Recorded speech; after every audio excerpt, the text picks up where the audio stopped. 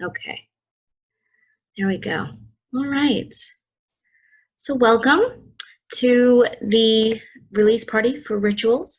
We are here on Zoom because we could not gather in person, and I'm sorry for that because I went and recorded my poems in the garden the other day, and it is beautiful. Actually, I'm going to switch over to a YouTube video right now because I took one while I was in the garden, and I figured I would do kind of a voiceover to the video instead of you guys looking at my face. So I'm just going to switch over to that. Hang on just one second. Of the RJD garden while I do some housekeeping. So since we can't be together in person this year, wanted you all to have a chance to wander through the rose garden. So enjoy while I go over our night. First off, thank you to the Rotch Jones Duff House for their support of our lovely evening. They have provided us with the use of the house and grounds pre-COVID, and when we had to move to the virtual realm, they supported us with social media posts, helping me to learn Zoom, which is a steep learning curve. Within a month's time, push out the event into their newsletters, etc. They really helped us get the word out about this night. So thank you so much to the RJD for their continued passion for poetry and local art. And so Rituals is a collaboration between Domesticated Primate, an indie publishing company out of New Bedford, focusing on the highly creative art of writers, artists, photographers, and more, and Anomaly Poetry, a collective of artists and poets creating new and exciting live art. We host open mic nights at the Co-Creative Center in downtown New Bedford, and due to social distancing, we have since moved to Zoom, but you can check out our next open mic on New Bedford's virtual AHA night, which will be Thursday, July 9th. And you can follow Anomaly at anomaly.poetry on Instagram and Domesticated Primate at Dom Prim Pub. And that's on Instagram for those updates when we finalize our theme for the night and the timing. And you are also able to pre-order your copies of Rituals tonight via the web. I will be sharing that link in the chat in a little bit. But we have the traditional staple-bound copies for $5 and limited edition hand-bound copies for $8. So when you order, you'll have the option to pick up in person or to have the copies shipped to you. If you opt to pick up in person, Nick, Domesticated Primates founder, will be giving you a cash return on that because the shipping price is included in all orders. There's no way to shut that off. So it's like a $4 shipping charge, but he will be giving that back to you when you come to pick it up in person. So please go ahead and feel free to order to your heart's content tonight. I'll be sharing that in the chat in a few minutes. Please note that hand-bound copies will be a bit more delayed on shipping or pickup because they are, as indicated, hand-bound by local artist Andrew Tedesco. And so he needs a little time to get those finalized and pretty. Okay, last bit. We are collecting donations for the RJD tonight during our event. So if you are able to make a contribution, please follow their link in the chat, which we will also be sharing. The RJD's event and social media coordinator, Ms. Jessica Serpa, is in the chat. She's behind the scenes to answer questions and to help me run the show. So please feel free to say hello to her. She is, as always, amazing and helping us run the show pro bono tonight. So not only is she lovely and talented, but she is my best friend. So please help me make her job easy and donate to the RJD. Also, the stunning roses that you see on screen are the handiwork of one of tonight's poets, Mr. Joseph Finneran. So thank you for all the loveliness, sir. And we will see you soon via YouTube. He's going to be sharing his pre-recorded poems tonight. So yeah, so sit back, enjoy. And oh, if you are planning on reading tonight and you want to sign up for the open mic portion of the night, you can do so in the chat. We've already had a few folks sign up, and then we've got a few videos to share. So please feel free to sign up if you'd like to in the chat. And I made a mistake on the slideshow that you were seeing. You are allowed to read 3 poems tonight, not just 2. So please feel free to queue up 3 different poems for yourself tonight. And we will call you in order that we find you in the chat. So, all right, hang on one second. I have to stop sharing. And, oh, I'm sure that's Andy waiting in the weight room. Sorry, Andy. All right.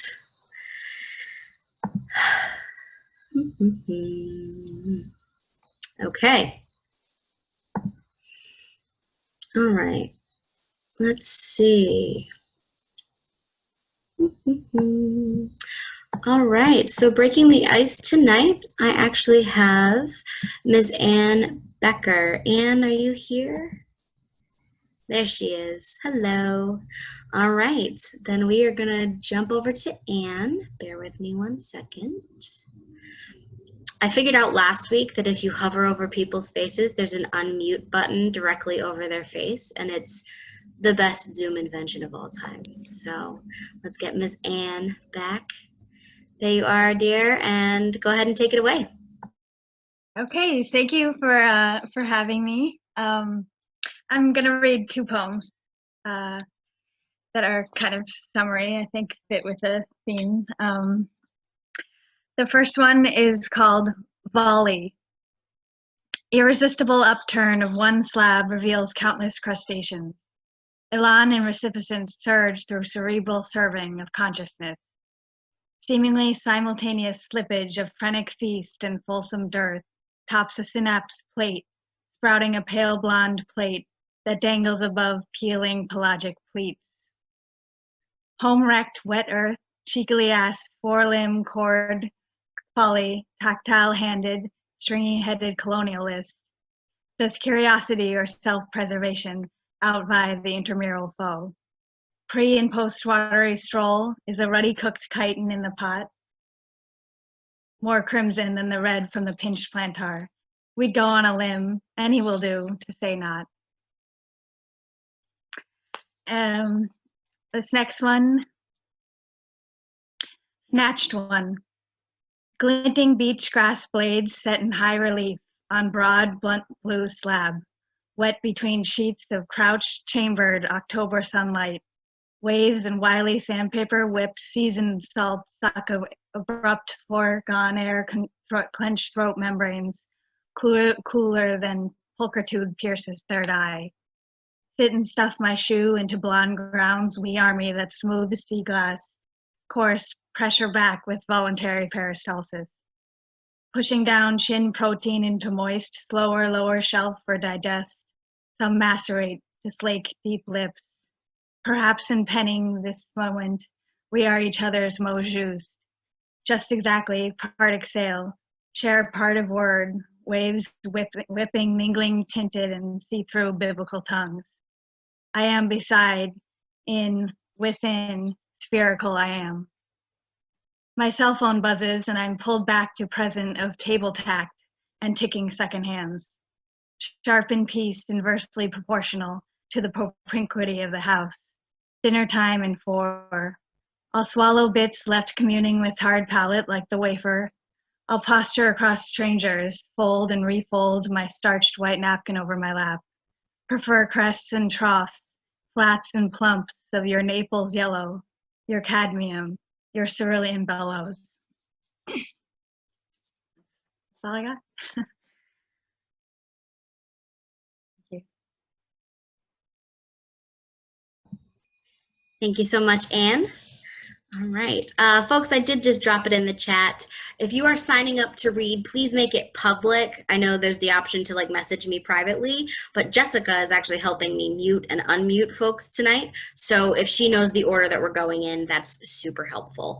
I've already got a few people and I'm seeing a couple more in the chat. Excellent.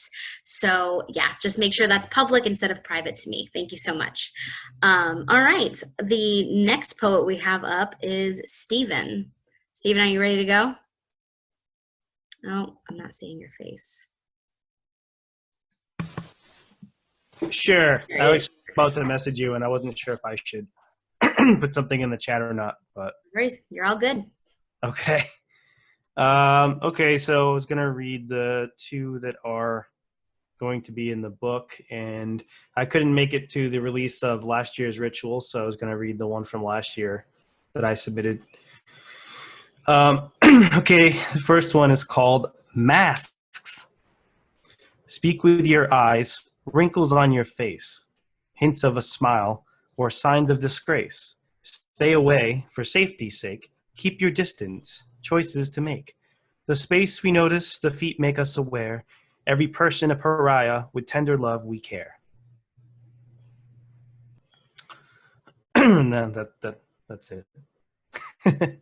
um, the next one is called Emergent Sea. Emergent sea, gift of life, beautiful waves, danger beneath. Do not race to embrace, swallowing water, no one can hear you scream. That's it for that one. And the last one was from last year. It's called Binary. Blanket statements keep you warm, silent and peaceful beneath, safe from harm. There you dream, black and white. Chromatic reason, you're a just adjudicator, the world full of sinners. Deliver your sentence without repentance, burn the heretics at the stake. After all, consider what's at stake.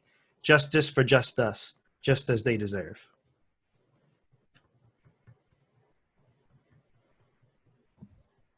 Thank you, Stephen. All right. Excellent. Very good. I will get to dropping the link for the book in the chat, but please be reassured that you will be able to purchase this year's rituals. And I think we might have a few hidden copies kicking around in Nick's inventory of last year's. So if that's on there, please go ahead and feel free to order that one as well. It'll be in the same menu as the new edition of rituals. So, okay, our next poet. Could we please get Marek up next?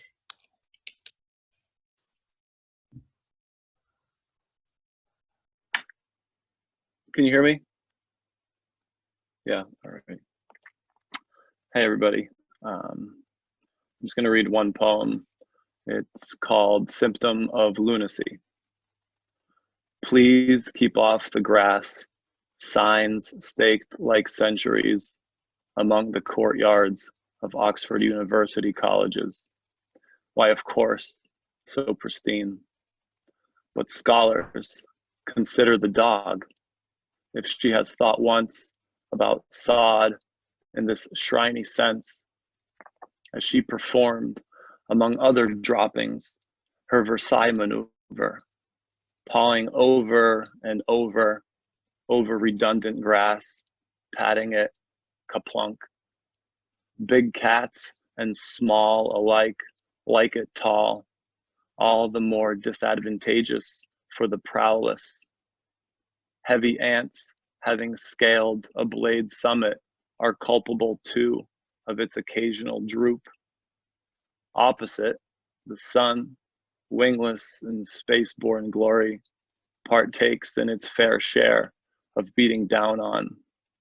During midsummer noon, elephantine against the earth, tunneling under its safety while the erect robin's legs tremor from the churning of the dirt. The worm, to nobody's surprise, prefers the grass unequivocally vacant. And what, scholars, is your preference? The grass impaled, the nodding off sun's permission for a tipple, its pagan shade stretching and fitting until it has overgrown the city to the extent that the lights come on for those hooving about on the sidewalks. Thank you.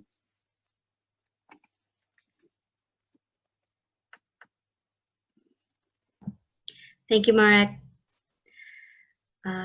Okay. All right.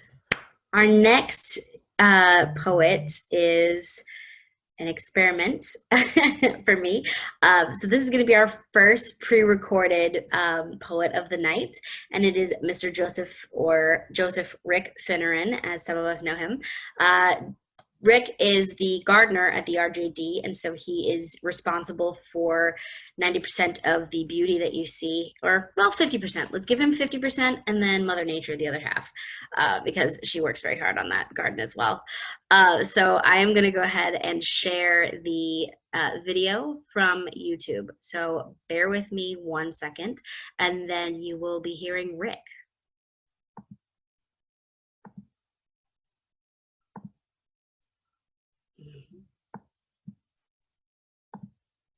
Oh my God. There we go.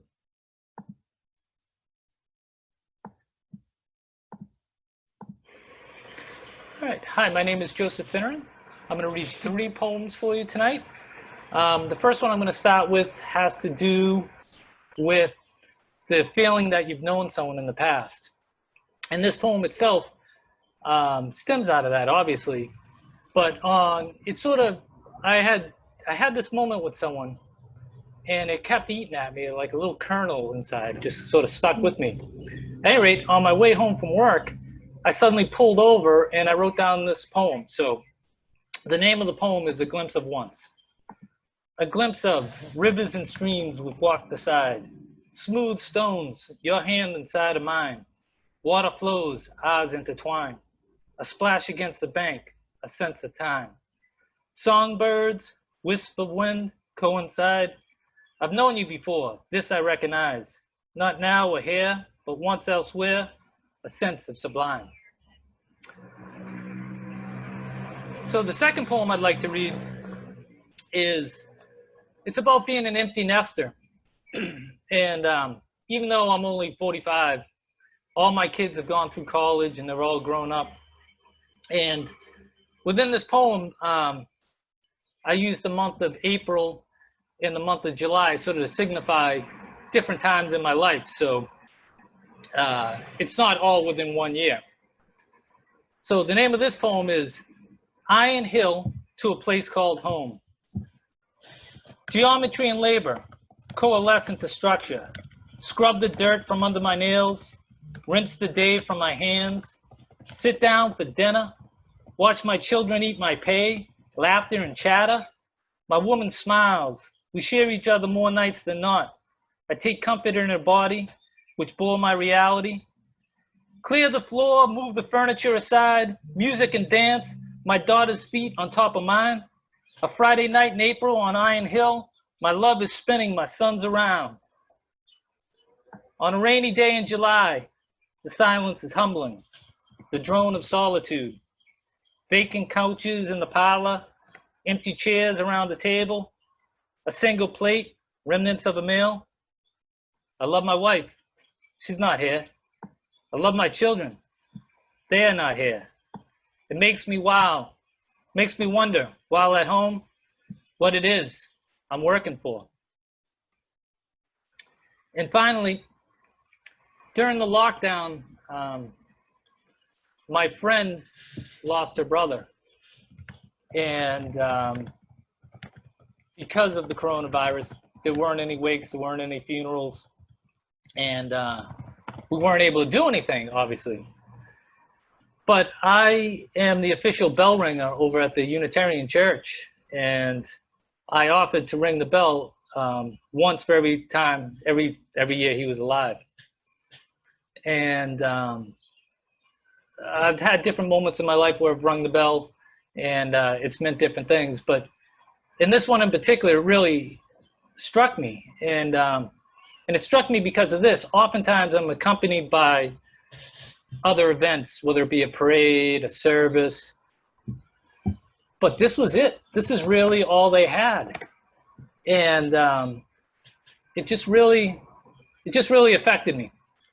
So the name of this poem is The Feel of the Rope. Also, if you look at it, I'm going to skip the first stanza mainly. And the second thing I want to mention too is that at the end I say the weight, And one is wait like pounds, and the other is wait like just simply waiting around. So the feel of the rope. No wakes, no funerals. The feel of death strolls with me through the empty sanctuary, up the steps to the bell tower, alone with a solemn hovering aura. The bell will swing at noon, every sway on its housing an indication of a man's life, the cling of metal against metal. To the family, ritual enclosure, echoes in the garden, the feel of the rope in my hands. The weight is not lost on me. I pull at the inevitable hour. Thank you very much.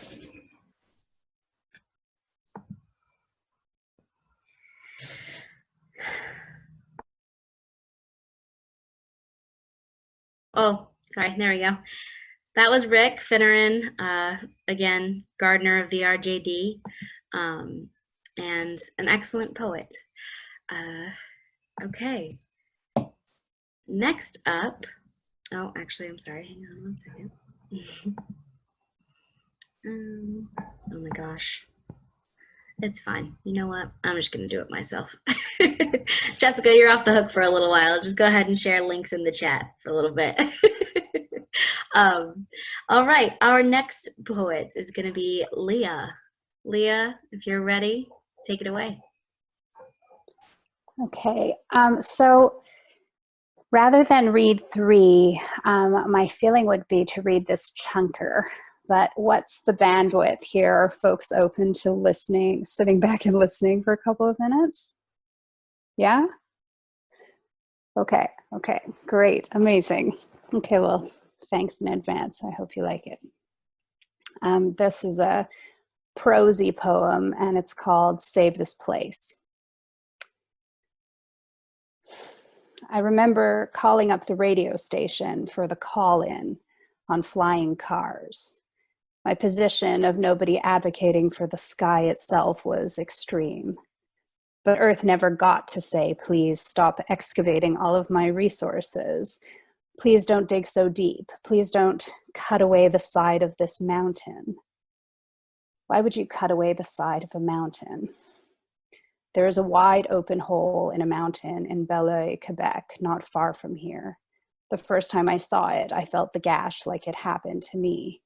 I never get used to seeing it either. Oh, there's that mountain with a chunk cut out of it. Does anyone just drive by casually?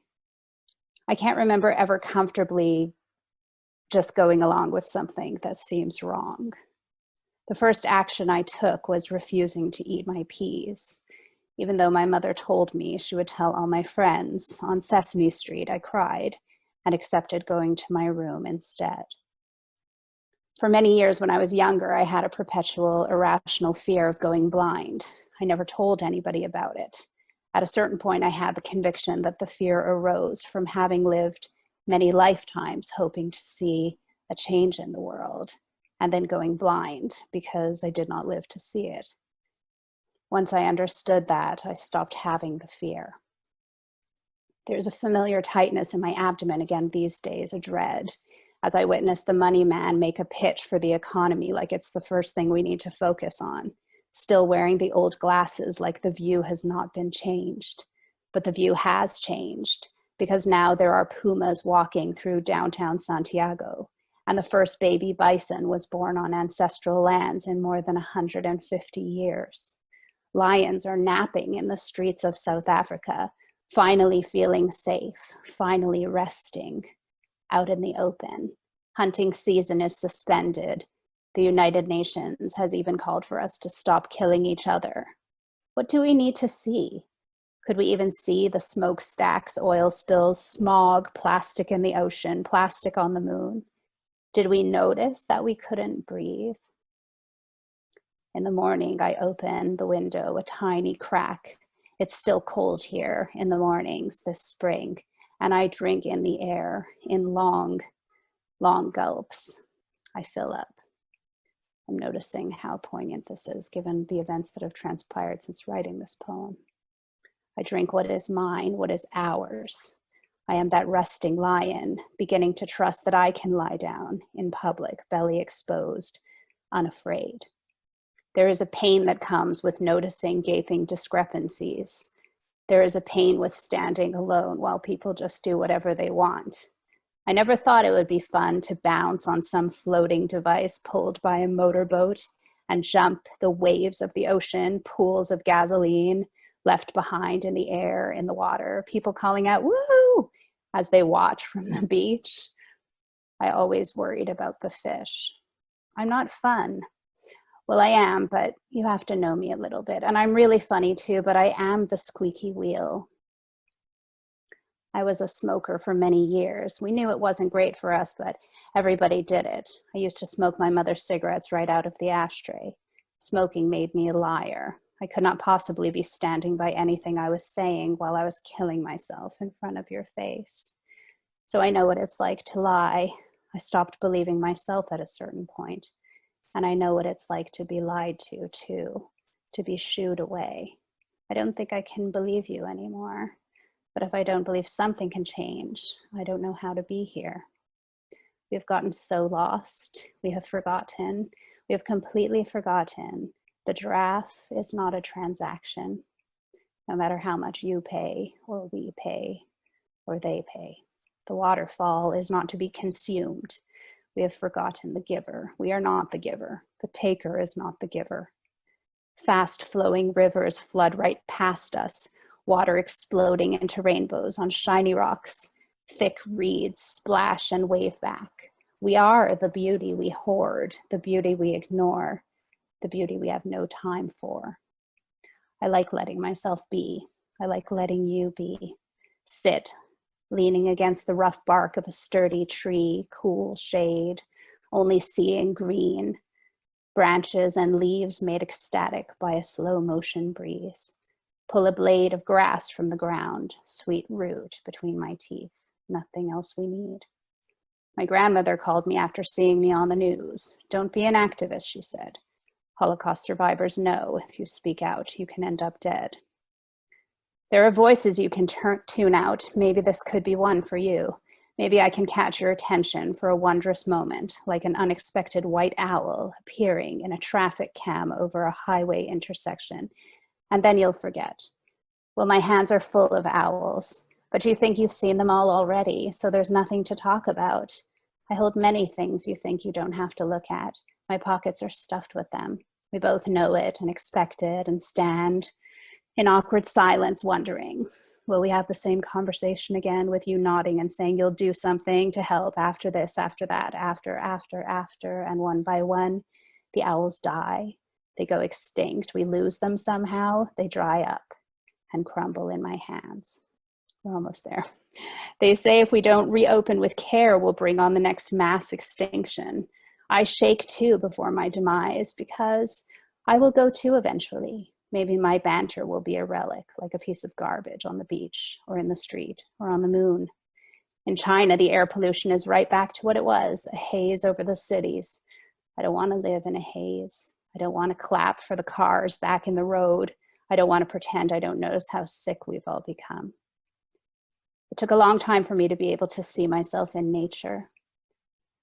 A long time to settle. I just couldn't match up for the longest time. I just couldn't sit in a forest with any dignity or peace. I had no place there. I had become a liar once again, far gone from myself, gone from my body, my breath, my heart. I couldn't stand with the trees because I couldn't stand with me.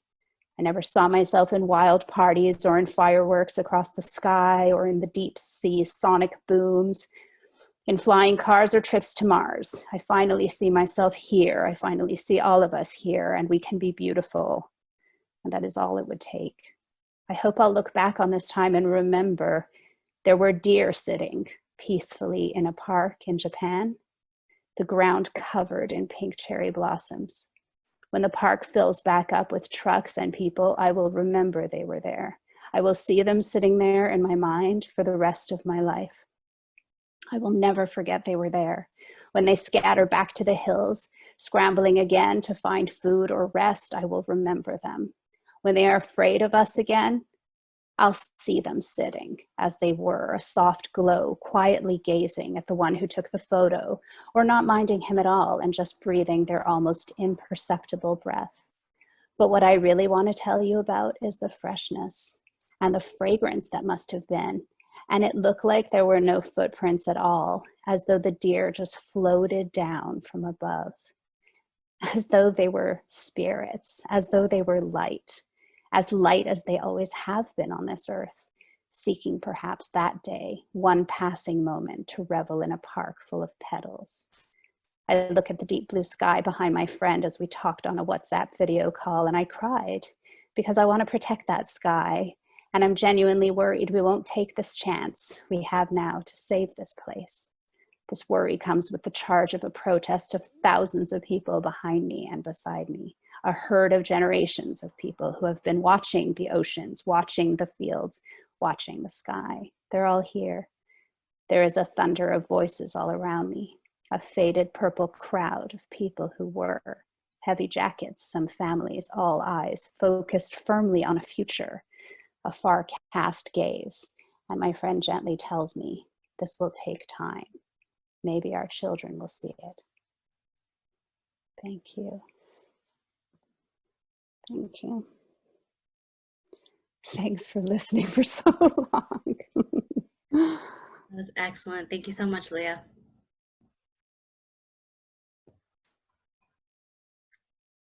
Okay. Whew.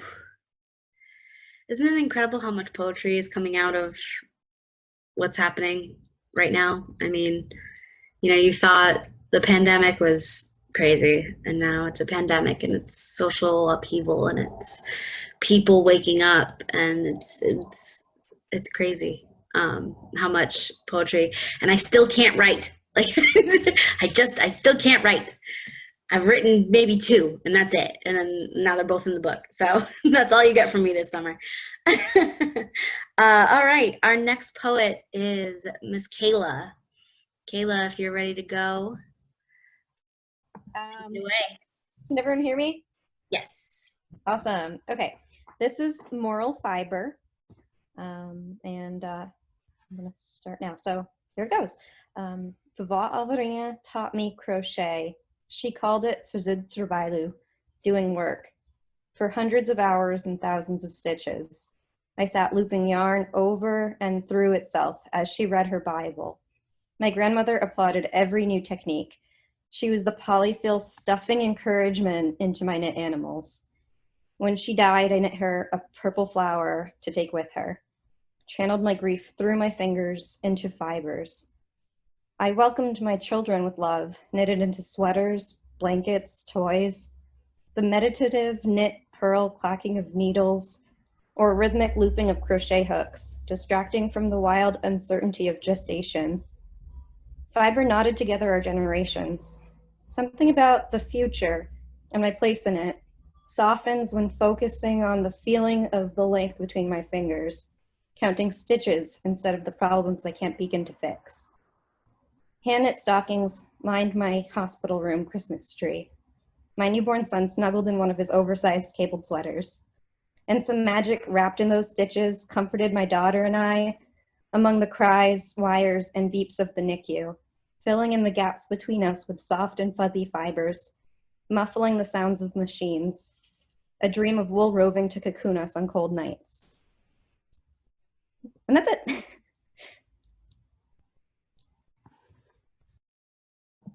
Thank you so much, Kayla. And that's Kayla's second time reading, I believe. Her first was at Tidings, which was our winter anthology. So thank you so much, Kayla, for sharing with us again. Really appreciate you. Okay. All right. I'm sorry, I'm trying to find Jessica in the gallery view here. Where are you? There she is. All right, Jessica, are you ready to go? Yeah, hello. There you go. You can hear me. Great. Hi. I don't know many of you, so I'm just going to quickly introduce myself. My name is Jessica, and you can follow me on Instagram at Jess Knows Best, JJJT. I'm going to be reading a few poems tonight. I don't want to get too political, but I do want to read a few things. I'm going to be starting off with what I submitted to rituals. Yeah, let's just get into it. The need for love, for approval, admiration, encircles me and suffocates me no matter how hard I avoid it. It manifests itself as two snakes that slither around me, whispering and hissing that I'll never love again. But sometimes they sing the sweetest of songs, the melody of true love, but I can never seem to pin the tune, the language, nothing I've ever known. I tell myself that it's all in my head, my brain and my heart and brain stricken with dread. I struggle, I stumble, finding myself in tunnels whose only light is a faint glint in snake eyes, cold, unwelcoming, unlike the face of the man who, like a sun, lights up my days and warms my cold nights. Though his presence is inconvenient, these snakes tell me to look for him.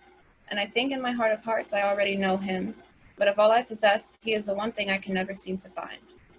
Still though, his soul and mine are seemingly intertwined.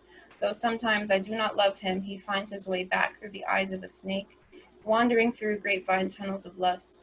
And though I do not love him, I see him everywhere. He is the snake, but I am the bird that lands beside him as he basks in the sun at the commons. I can fly away whenever I wish, but the question is whether I wish to. I do not want to love, but I think I've already let him in. Our souls know each other, and our voices are forever intertwined with the wind. That's that for that one. I'm not sure what I called it. I don't usually name my poems, but I named this for rituals.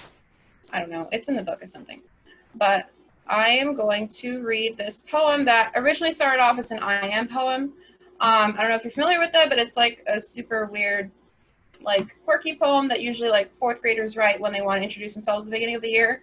I'm a teacher and I wanted to write this poem adapted for my own like life because I'm a grown person. So I'm going to read this to you. It's going to be a little heavy, but I do want you to just give me some feedback in the chat if you want to.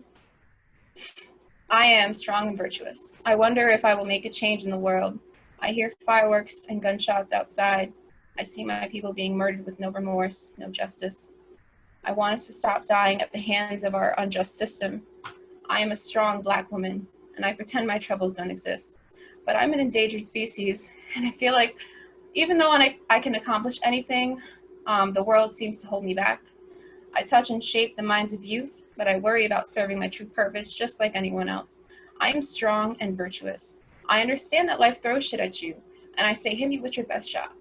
But still, my skin always loses to your privilege. This public school education always manages to fail me. I dream about a world where my people are safe, and I can raise happy little Black kids without toy guns. And my husband can go for a run and safely be back for dinner. I try my hardest to be optimistic. I am strong, I am virtuous, I am Black, I am beautiful. I pretend my troubles don't exist, but I'm an endangered species. I see my people being murdered with no remorse, no justice. And still, I have to fight against shit like your privilege. Thank you for listening.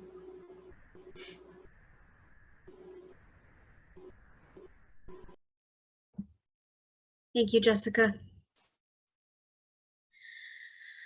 Okay. All right. If anybody else does want to join in on the open mic, the chat is available. Please go ahead and sign up in the chat. And I'm going to be sharing another pre-recorded poet now. So bear with me 1 second while I cue him up. Super fun time. The next poet you're going to be hearing from is Mr. Kevin Seward, who is an Anomaly open mic night favorite. And he sent in this video a few days ago, and I was like, yep, that's it. That's all we need. So please enjoy. Kevin.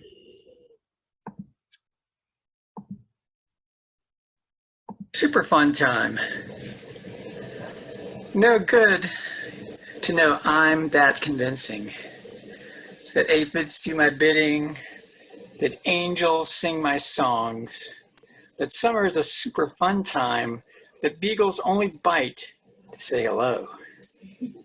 To hear that radios gather often to hear the old story, that screens draw a blank to show respect, that children and pensioners doff their big brim hats that cygnets and swans pose naturally, but still go still, just in case. That you understand and believe everything I say. That fireflies live in the same shoebox as the rest of us and will soon return to catch our notice. That those poorly rendered plans for a go-kart once annotated in cuneiform are etched in anodized aluminum, shot out past our reach on a Voyager not yet numbered. Forget truth. Lies used to mean something. And if somebody cares, as in somebody you know and somebody knows you, or someone knows you, they still do. That we trust words to breathe, however studied they may be, that to hear and hear again, or taste or see, gray and humid or poised upriver, repetition is still a form of change. Quiet carbon song.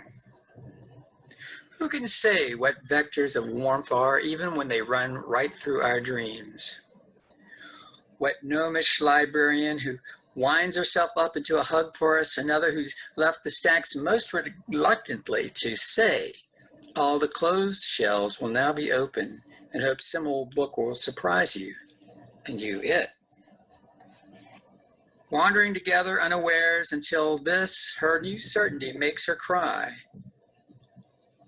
That a August thrift sale will include a stranger sharing with you the false colored monoprint of streets, and another printing the illegible pencil scrawl of a lonesome hand on top of an invoice, a manifest mostly of blank space.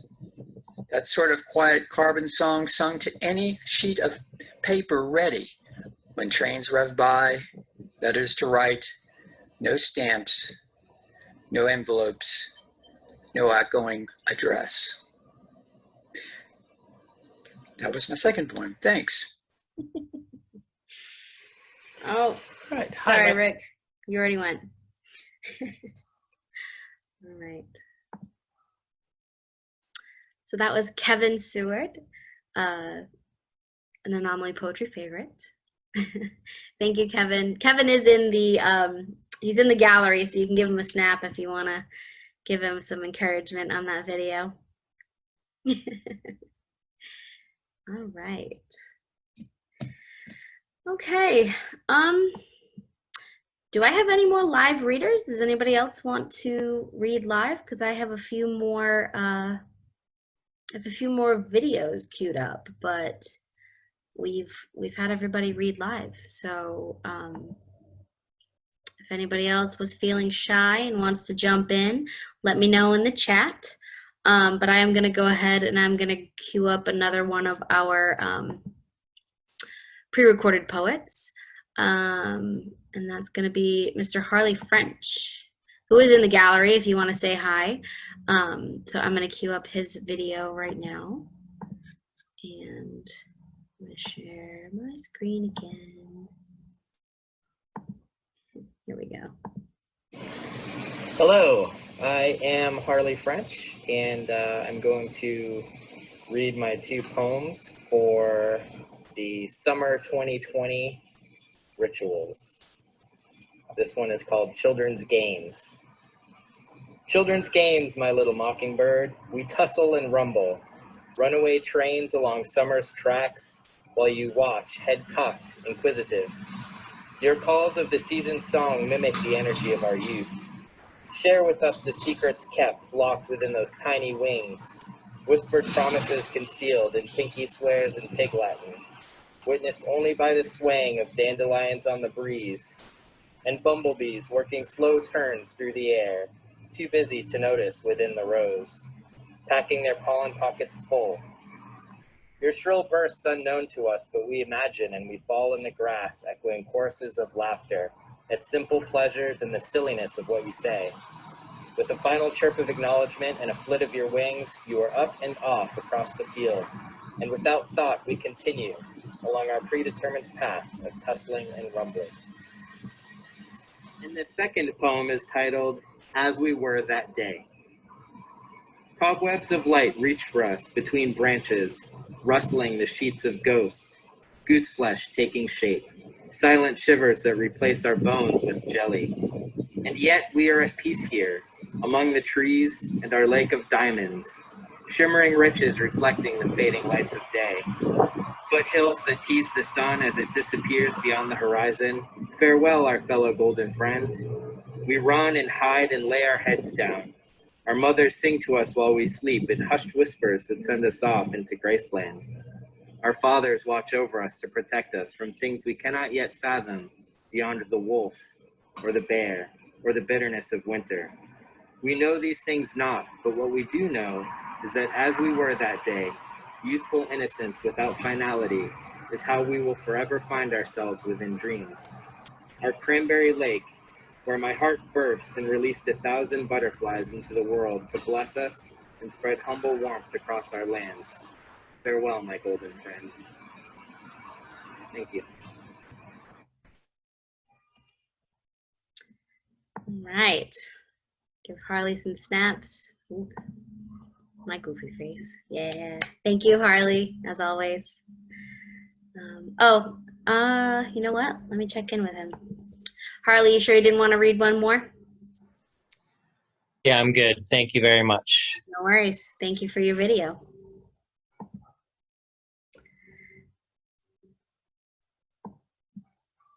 Okay.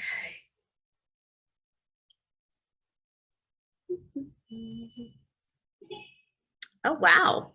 So just to let you guys know, Catherine just went on the website and it looks like hand-bound copies of Rituals are already sold out. So cool. Thank you guys so much. That's fun. That does mean that you can still get the staple-bound copies. So, and if you really, really were hoping for a hand-bound, I'm sure you can probably message Nick or Andy and he'll say, yeah, sure, that we can do a few more batches. But the stapled copies are just as beautiful and awesome. So no worries there. But the link is in the chat if you need me to send it again. I certainly can send it again. And so, yeah, we're selling some of those books. Awesome. All right. I guess YouTube suggested that I share my video next because I knew I was going to be too stressed out to read tonight. So, oh, Jessica's leaving. Thank you so much, Jessica. You were amazing tonight. Your poem was very, very perfect. And I hope you continue to work on it or not work on it because it was pretty damn good as it was. Thank you so much for joining us tonight. Okay. I am gonna, all right, so since YouTube told me to, I'm gonna share myself.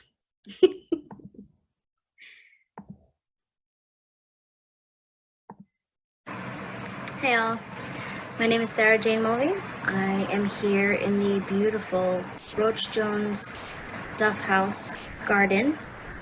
As you can see behind me, the roses are absolutely incredible right now. I'm sitting in the pergola, so you don't have a perfect view of them, but trust me, they're gorgeous.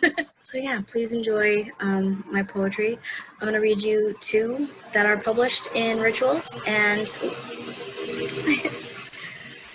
by the way, the RJD is in the heart of downtown New Bedford, so you're going to hear street traffic behind me. I just hope that my poetry is distracting enough. So this one is titled Strawberries, and it's after Harry Styles' Watermelon Sugar. An offering I make to you at the altar of our table. Strawberries, sweet cream, deep red, soft touch. Sun's out, tops off, cloud smile. Left hand caught in the wind, the right on the nape of your neck. Firm pressure of your hand on my thigh. Sundays without a plan. Let this sweetness burn my skin hot to your touch. Golden hour, end of June. Gentle wave of cotton sheets. What more is there to do? Kiss me once more. Taste of strawberries, sweet cream. Deep red, soft touch. Okay. This one has also been published in this year's Tidings.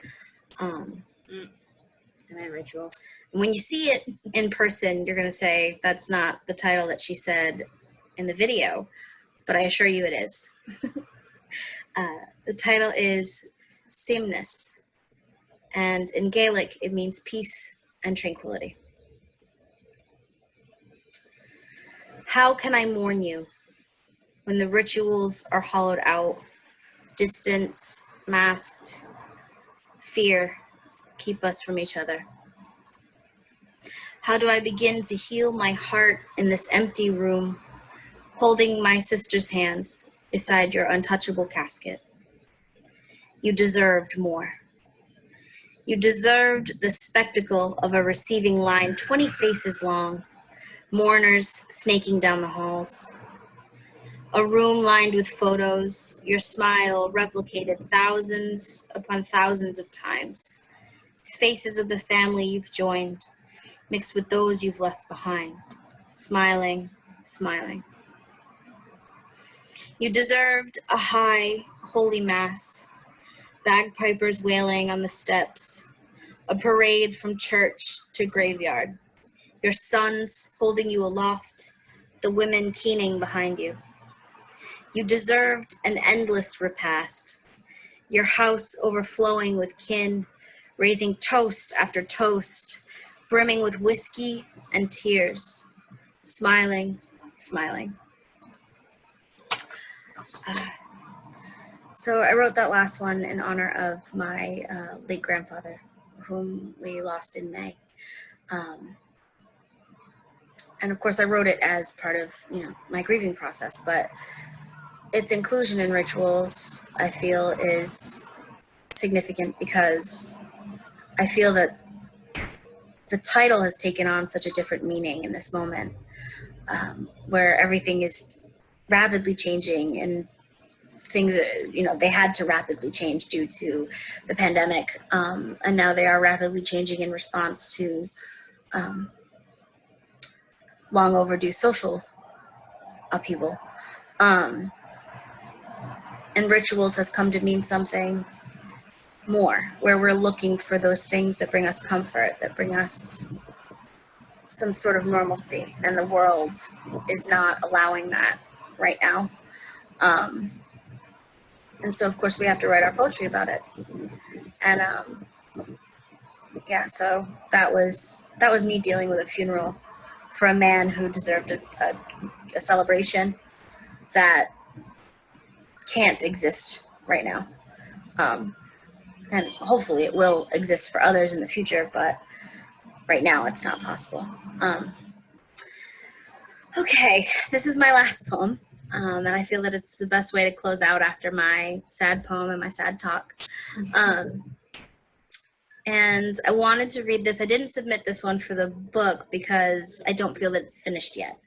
I also feel like this might be a poem that I never finish. It's one that I think I'm going to keep editing and keep adding to and keep reading when I need it to be read, to remind myself of everything that I have. And so it is titled Good Things. And you'll see why. I love a man who is kind-hearted and tender. Good things. I am here, present for all of this breaking and rebuilding. Good things. I get to say I love you to my uncle more times in 2 weeks than I've been able to in 30 years. Good things. My gram died at home, holding her children's hands. Good things. I watched pure joy spread across a 2-year-old's face as we presented him with a makeshift birthday cake. It's just a halved whoopie pie with a candle stuck in it. But we sang as best as we could. Good things. I've saved at least 3 plants from dying in the seasonal section of Ocean State Job Lot. Good things. We could still have a bagpiper at my grandfather's burial. Good things. My best friends got married on their front porch, and I cheered from across the street. Good things. My friends write poems. Good things. The trees bloom pink for my birthday. Good things. Sunshine. Good things. love, good things. Good things, good things. Thank you so much. I hope you enjoy the rest of the night.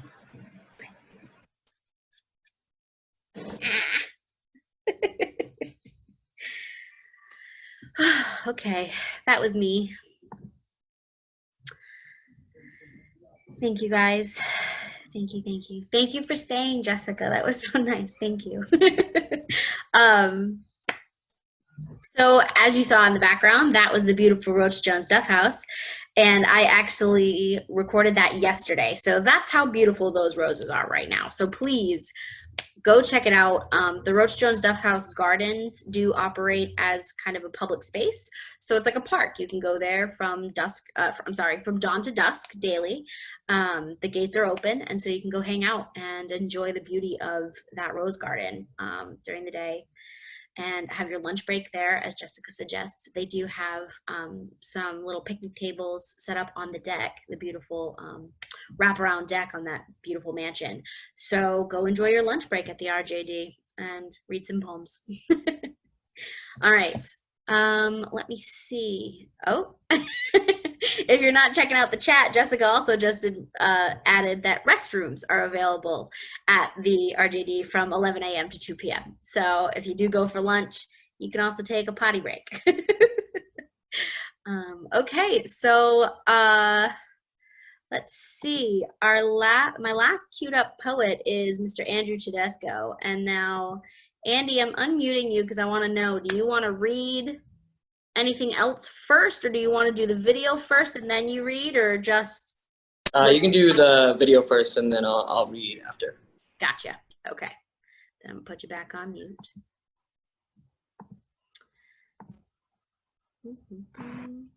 Okay.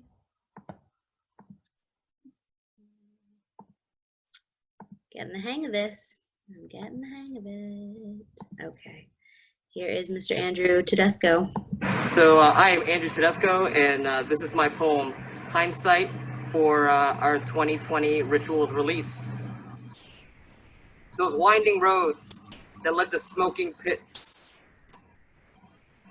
that we had to look behind us to find them, may as well be my first real memory of barbecue culture and on the long list of experiencing food with you, that you taught me how to make banana bread before I could reach the counter, standing on a chair to help you show me the way. That once I could reach the stovetop to make my own eggs, that for many birthdays we would seek out barbecue, that for many birthdays I would be shown that food can indeed bring happiness. There is so much that I cook, that I taste, to relive a memory, a culinary memoir, to time I wish I took more care of, that would be more looking to than looking back. Thank you. Hello, I am Harley. Sorry. All right. And then Andrew is gonna, oh. Oh, I can't, okay, there we go. Asking to unmute you. There we are. There you go, take it away. All right. I figured it was getting a little darker as the sun was setting, so I figured I'd go for the mood lighting. So this piece is called The Importance of Godmother's Grace. It's still so vivid, gatekeeper to the home of what was. Mothering is an instinct. I am not a God-fearing man. I do not believe in fairy tales. Emphasis of fairness. None of it was fair game. Some may consider you a gift from God, godsend. I guess it's no coincidence you're my godmother. Still no fairies. I still feel that I sink. I've weighed down the earth, through the stars to the pavement. I've weighed down the earth, not sure I can take it You're doing your best to light my way, to tell stories of childhood sleepovers. Blazer, Blazer, I would confess into the night to show me that the light at the end of the tunnel is the moonlight or the ocean and not a freight train, even though her weight multiplies by exponents and is still moving at the speed of sound. To the tune of Lights by Journey, I still wish to send her my love, to consciously acknowledge each other's love, unburdened by guilt. Thank you. And then this one is Untitled. It starts with an excerpt from Martin Luther King Jr.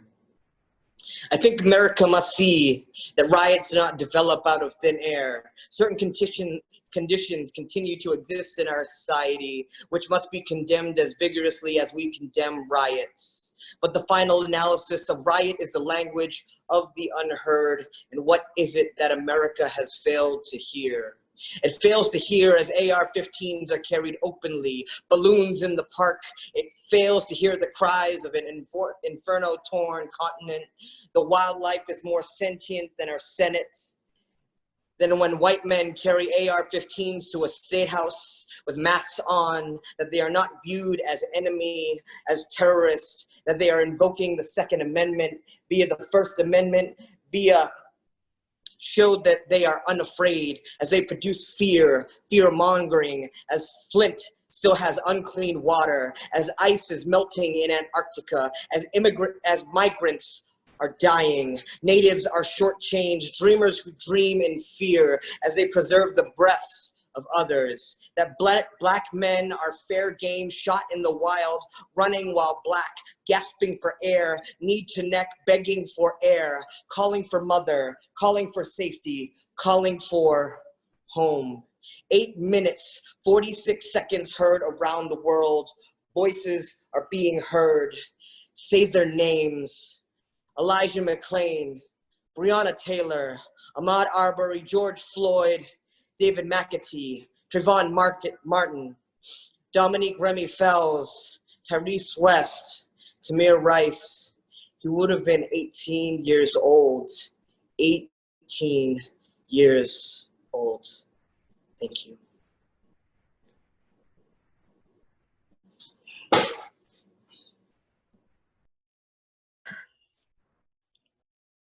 Thank you, Andrew.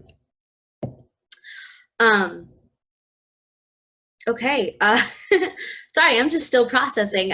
Someone shared in the chat, both types of books are sold out, which is incredible. Thank you. But if you missed out, please send an email to nick@domesticatedprimate.com. Let him know how many books you'd like and what type of binding. Again, staple was $5, handbound was $8. So we are going to be ordering that shipment, you know, that printing after we get the pre-orders. So I'm sure he can take in a few more so that we can get you what you need. So yeah, again, that's nick@domesticatedprimate.com. And if you need that text, I did put it in the chat. Thank you so much for exceeding our expectations. And then I do have one more poet tonight.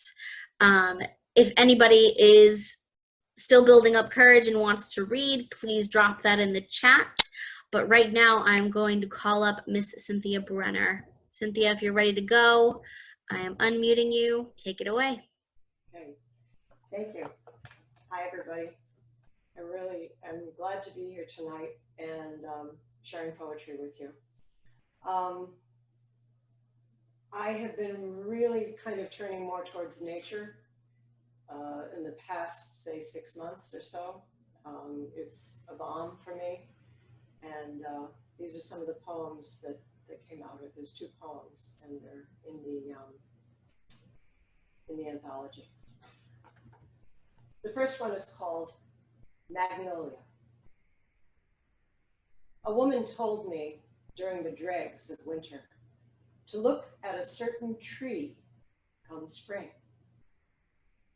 The rain is over, temperature tolerable, sky, an impossible blue.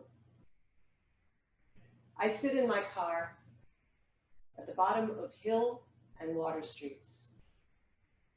Watch the shimmering of the harbor. The gray tree has exploded with butter yellow blooms, huge curvy petals thrust up to delicate praise from the approving sun. Yellow on yellow central eyelashes look with interest at me, looking at this certain tree. There are sacred places on this weaning earth that draw those of us born longing to return to the stars. At first, we are solaced, then seduced by its beauty, and then we have a new home. Those like you and me, walking up the hill, arms entwined, reflected in my rear view mirror.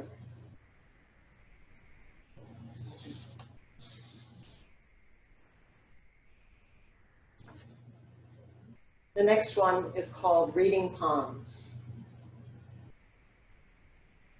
I studied fortune telling as a young girl, soon to learn the sacred geometry of lifeline splits, triangles, and curves, still forming futures on my spotless palms. Then life took me up in both hands, shook me again. I had no time for childish pursuits that sweeten the sunrise. Now I string crystal shards from my grandmother's lamp across bedroom windows. On sunny mornings, they make small rainbows. I can catch and cradle them in both hands a while. Today, I cupped a tiny rainbow gently and saw through its glowing colors that my worn palms have become full of crisscross stars. Chickadee, chickadee, fly away. Chickadee, chickadee, fly away. Chickadee, lay-a-dee, fly away. All fall down.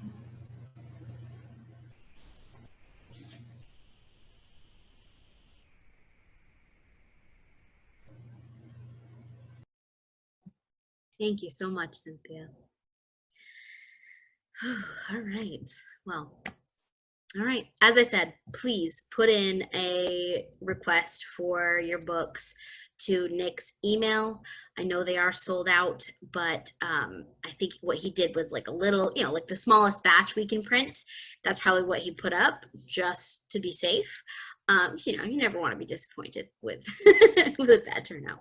But so we are gonna get those printed soon. That's why it's in pre-order status. We're gonna print them when we get the orders. So we have room to make some adjustments if you need a book. So please send the type you want, like the binding type you want and how many you want, to his email, nick@domesticatedprimate.com. We do still have about a half hour of our time if anybody wants to go into round 2. I know Harley just dropped in to the chat that he'd like to read some more. So if anybody else has any other poems, please drop it in the chat that you want to go into round 2. But I'm going to let Harley kick it off and read again. Go ahead, Harley, take it away. All right. Making sure I'm loud enough. You guys hear me okay? Cool.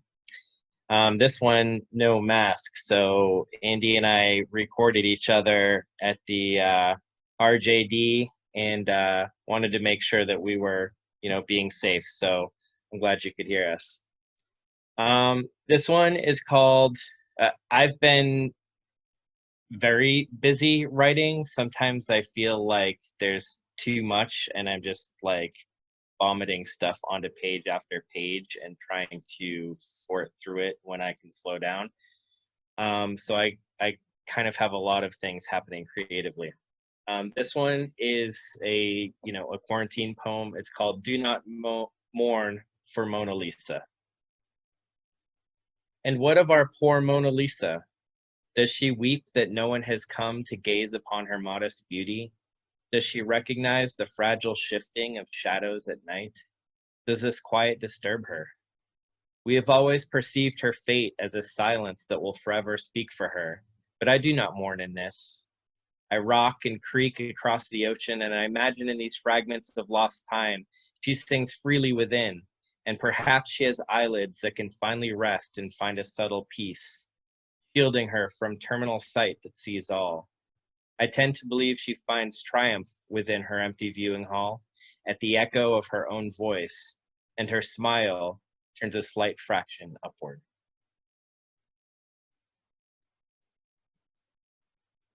Thank you. Thank you very much, Harley. All right. All right, y'all. I do again want to say, if you can and would like to donate to the Rotch Jones Duff House, they have supported us this evening. So if you can support them, that would make us feel awesome, because they frequently give us the use of the venue free of charge. So any little help that you can give to them, Jessica just dropped the link in the chat, so please go ahead and do that. And then I do have Andrew Tedesco on deck for a couple more poems. So I'm going to go ahead and unmute Andrew. There it is. Thank you, Sarah. Yes, please. The RJD has been so gracious to us for 2 book releases back to back. So if you could, please donate to the RJD. Sarah and Rick are amazing to us. Our release of Tidings was everything Christmas could ask for, in my personal opinion. So yeah, please donate what you can. Obviously, we are still in a pandemic, so you know what I mean. Something is absolutely better than nothing. So absolutely, whatever is within your means to donate to that beautiful organization that has been so great to us. So this one is called Marmalade. I now fondly associate Marmalade with Paddington. Yes, the bear with the hat and the jacket. Jacket! Is it cold outside? I've always felt awkward as a child for enjoying orange marmalade or apple jelly and peanut butter sandwiches. Apple is truly my flavor palette of my younger years. Jellies, jams, preserves, jellyfish. I can never tell the difference. I wonder what childhood preserve would taste like. Sweet like cotton candy, pungent like kimchi. I hope one day my boots feel lighter. I wonder if thoughts are truly like fireflies flying toward the bug zapper. If stars are simultaneously exploding and their atoms are in my fingertips, in my Jeep. And the tar I smear on canvases, is death really an option? I'm gonna do one more.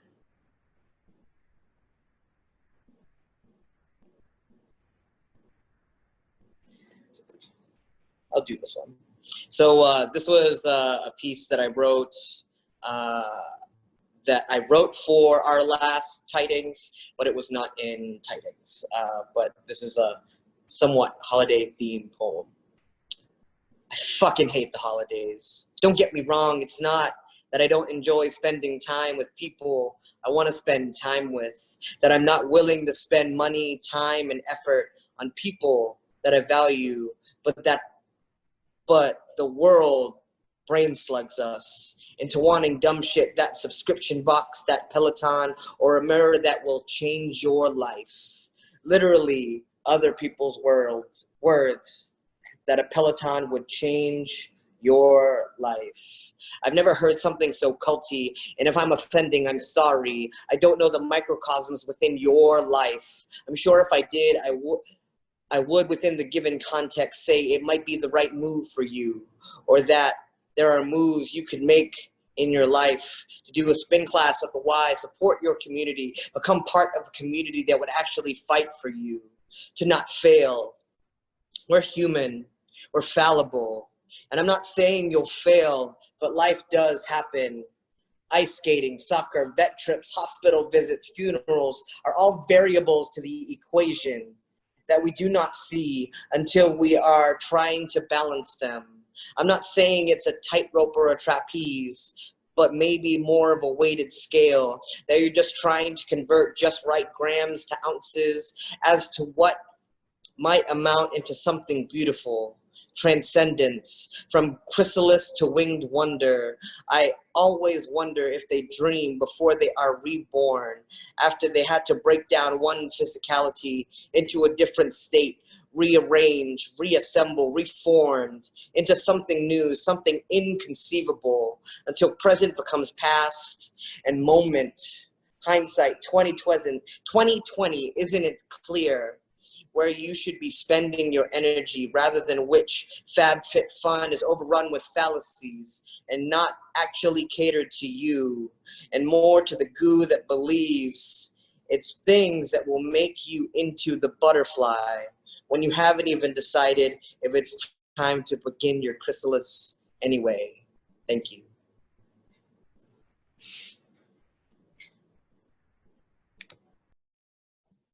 Thank you, Andrew. All right, and let me see, who's my next chat person? Leah, you are up next. Asking to unmute. Okay. All right, thank you. That was amazing. I love that line. I never heard something so culty. So good. Okay, this one doesn't have a title. I took the detour home. It was not what was meant to happen. I should have heard the guy's guitar, maybe waved, or maybe done nothing and kept walking on. He wasn't even meant to be a stranger, never mind a friend. No, we were never friends. At the time, I think I just thought I went with the flow of what arose in my life, but now I think there was too much flow. No plan, no structure, just meet a guitar playing guy from LA in an alley of backyards and take him home. I blame the Jazz Fest. It put me in a journeying mood, walking in the back alleys, the more interesting route home. So, you look like you know what I'm talking about, Ceremony. Oh my God. The more interesting route home, saxophone moving me long after the concert was done. Divergence becoming an event unto itself, open until it ends somewhere. It seemed it would end all along. A disruption changing the trajectory of a world. He stayed, didn't go back to LA for many months, and things became quickly dissonant and cacophonous, with occasional fragments of a radio signal coming in perfectly clearly every once in a while, playing a song we both happen to love.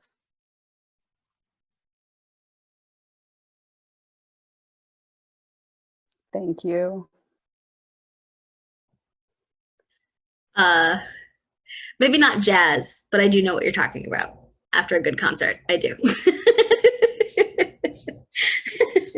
All right, our next round two poet is Stephen. And hang on one second, I'm just trying to find you in the gallery. There we go. Take it away.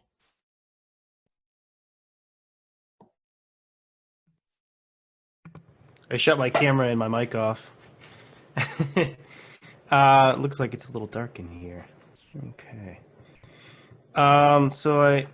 This one has a title that I don't really know how to pronounce, so I'm not going to say it. An all-seeing eye, manually closed, subduing consciousness, chemically controlled. Cut off the flesh, remove skin and bones. Open to the world, reality exposed. Kill all progress, destroy what could be. Keep my eyes shut, the possibilities blinding. Take the pain away, coat my throat and my soul. The antidote stings, the duct overflowing in full. Never stop to listen or think. Wonder and peace lead to open eyes. Destructive tendencies lead to pleasant lies. Subduing consciousness, close my eye, cut off from God, earthly sacrifice. And this other one's called I'm an Android. It's from a couple years ago. I'm an android, but not as smart. My brain is void. Here's a gift. Please love me. I don't know how to feel, but I know I love you. The circuits fire. Metal skin perspires. Rusty muscles give life to vestigial programs. Boot my heart. My CPU flutters. I'm just a metal man, a tin can that shakes hands. I smile while processing your desires. I wish I had the light, that spark of life, the comprehension of human dimension. But my domain remains plastic, metal and silicone. But I'll overload my circuits. It's worth it, just to feel you.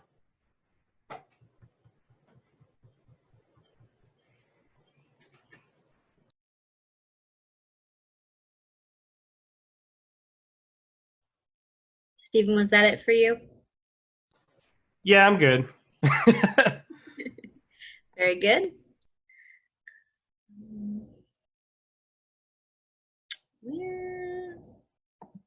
Where is my mute button?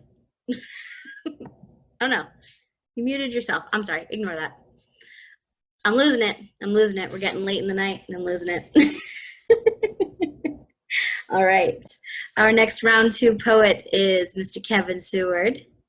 And Kevin, you are unmuted. Take it away. Can you hear me? What is it you want to hear? Oh, you're thumbing up. Okay, well that's good. Well, this is new. Well, I didn't want to say what was new and what was old, so we'll pretend I didn't say that, and I won't even say the title. I'm Steven now. I won't say titles. Pshaw. Anyway, Greek words, the spelling of which I can't recall, say it best. Seeing faces in the back lawn. An angry middle-aged man with fallen oak leaves for pupils. Plus that actual smallish bunny may be just 20 feet to the left, chewing the bounty of clover and broadleaf. So it goes. I'm bad at introductions. Or, mean to say, I hate interruptions. So easily I am. In any case, introduction, all the same, tipping over of the fragile thought, not yet born, or not steady enough to stay standing when a new face and name pair, or new anything or anyone comes along. Okay, that's the end of the first, and the second is about as long. Thank you. Tip your waitress. Tip the Rotch Jones Duff House. Anyway, so Diaspora of Diorama. That's another title for another poem. My plastic men in the placemat woods with deer. It is my refuge. I will shrink and live there with the toy jeep and the gelatinous finger puppet monster that keeps fusing with it. The girl with the umbrella on the porcelain bridge, she and her beau are like me, exiles from the terrarium. The glazed figure deer, yes, more deer. We will share the Xmas we will share the Xmas bench scene, and we will follow the star as far as stillness will allow. I believe that's it. Thank you. You can mute me now. All good, Kevin. Kevin, your sound was doing like some cool stuff. So like some of your words were doubled and it sounded really great. I don't know if it's gonna cool. go up on the recording. I hope it does, because like you should do the poem that way from now on. It was very Well, as I told one person, glitch is our business. I'll type it. I'll type it. very good. All right.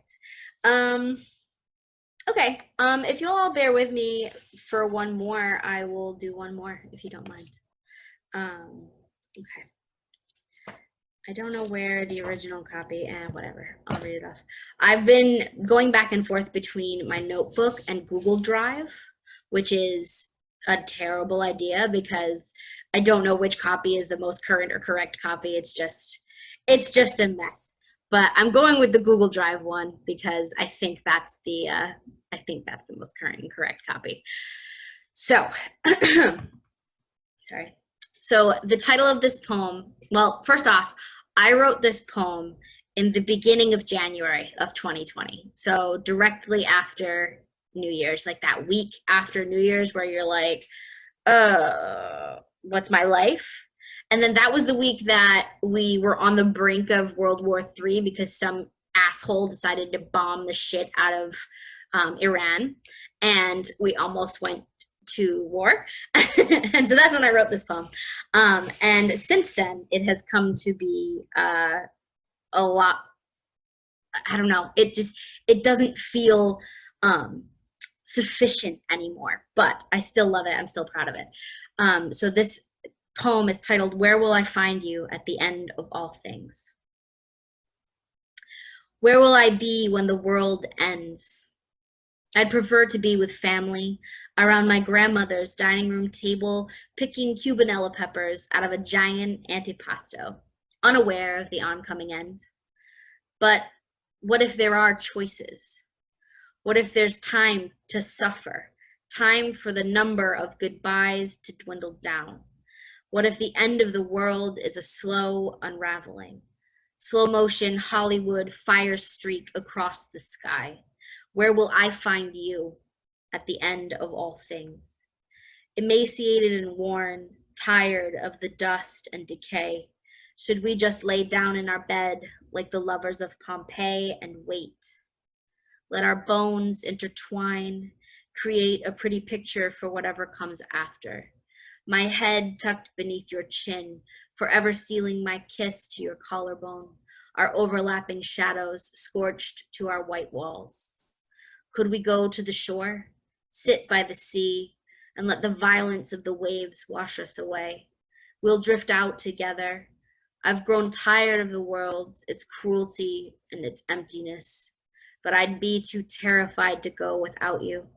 So let's melt into this kind, continuously warming blue. Thank you. All right, hang on one second. I'm gonna mute all. Yes, and then no, wait a minute. Ask all to unmute. There we go. Let's let everybody unmute and say hello. Hi. Hey. There we go. Hey, it's good to see you guys. Hi, everybody. Cheers, y'all. Yep, cheers. If you've got anything, salud, plancha. Salud. Good juice. That's another anomaly and domesticated primate anthology released in the books. Thank you all so much. Literally in the books. Thank you. Anybody that sees Nick, make sure you beg him to make more copies, because I can't believe they sold that so fast. I can't believe it. Thank you guys so much. That's incredible. I don't know what he might have only gone up to like 25, maybe, because I think that's like the smallest batch you can do. So please send him an email. Please send him an email so that he can add you into the batch, and we can make a larger batch, and then we'll be all good. Everyone will be happy. I know, I want to read everybody's poems, so. I know, we had quite a few that were featured in the book read tonight, so thank you so much for joining us. But there are definitely a few little surprises in there that you can print including the title to my really sad poem. It's a Gaelic word, and the spelling is just ridiculous. So it's gonna make you laugh first when you see it. You go, "That's not what she said in the video." But I. Oh well, you know what I mean. Just like, oh, can we go to Slaint? It's Sláinte. Thank you. Although Slaint actually might be the way you say it in Northern Irish Gaelic, because there's 3 dialects. Just I'm getting nerdy, but anyway, the dialect was Western Ireland was Western Gaelic, so Western Irish Gaelic is ridiculous. But yeah, so okay, books are sold out, unfortunately, so I can't plug that, but I can encourage you to send Nick at Domesticated Primate your order. So please ask him to print up whatever you're looking for, and then Andy will also be taking handbounds. Like he's already agreed to do more than his allotted share of handbounds to cover everybody's requests. So thank you so much, Andrew. You're very welcome. Let's see what else. Thank you so much to Ms. Jessica Serpa, who is in the gallery in the chat. She has been helping us out tonight. Thank you. And yeah, if you can, please donate to the RJD. We've dropped the link in the chat, but you can always head over to their website, rjdmuseum.org, and do that on your own time. And I also do encourage you, if you have time this weekend or any time within this next few weeks, go down there and sit in the garden because it is beautiful. You will definitely get a breath of fresh air down there. So I highly encourage you to do that. Okay, other than that, oh yeah, they have tables where you can eat lunch. They have Adirondack chairs where you can chill out. They have lovely garden benches where you can take really cute Instagram photos, whatever you'd like to do. So just go hang out down there. Make sure you do bring a mask in case there are others in the garden, because you do need to wear a mask when you're around others in the garden. So please do that. And in the meantime, please take care of yourselves. Join us again if you'd like to for our next Anomaly Poetry Open Mic, which will be July 9th here on Zoom. Usually we begin at 7 p.m. I will be updating our Facebook and our Instagram with that information, so you can be on the lookout for that. But that is July 9th, so mark that on your calendar. And hopefully we will see you all and maybe even some more new faces there. Thank you so much. Enjoy the rest. Where was Mr. LeBlanc tonight? Mr. LeBlanc was not feeling well, so that's why I'm not bothering him to up the inventory on the website. He wasn't feeling well, so he didn't want to come. That's fair. Yeah. If you guys want to hang out and have a happy hour after this, please feel free to stay in the Zoom chat. I'll leave the room open if you want to hang out. But I believe we are done reading poetry for the night, so if you gotta go, you gotta go. But if you want to grab a beer with us and hang out, please feel free. All right, I'm gonna actually stop the recording so you don't have to party on Facebook. So good night, everyone. Thank you so much for joining us. Good night. Mwah.